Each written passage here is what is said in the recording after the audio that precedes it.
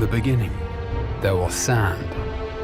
And in the sand, Conan Exiles left footprints of epic proportions, though the road through development was long, with huge tracts of land. Now, the exiled lands have more than doubled their original size, and is no longer a mere sandbox.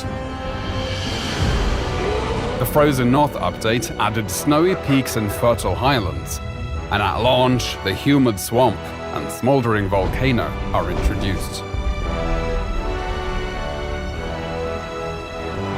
With such a large-scale world, traversing it can be time-consuming. But if you're able to find the recipe to construct the map room, you can fast travel to certain waypoints located around the world.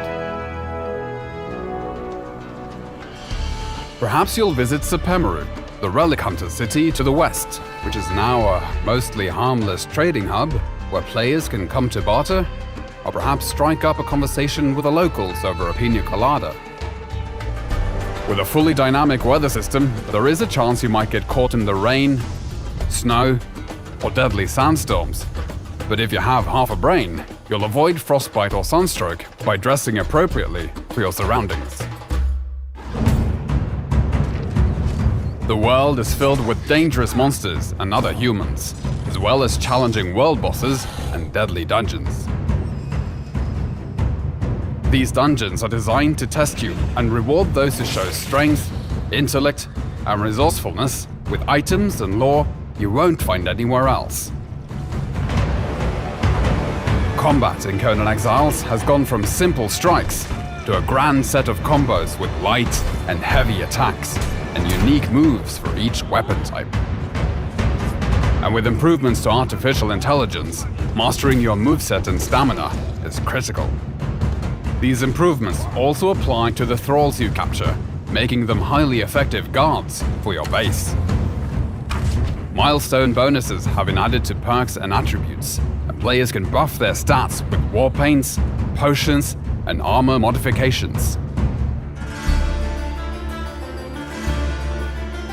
There are now hundreds of weapons and armor pieces in the game, which are customizable through color dyes and modification kits.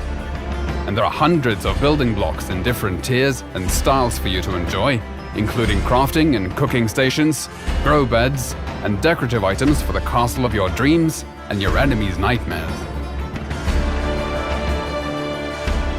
To penetrate the defenses of a player's fortress, siege weapons were introduced in the form of trebuchets, which can give you the upper hand as both attacker and defender, particularly if your enemy has been able to summon an avatar to tear down your walls.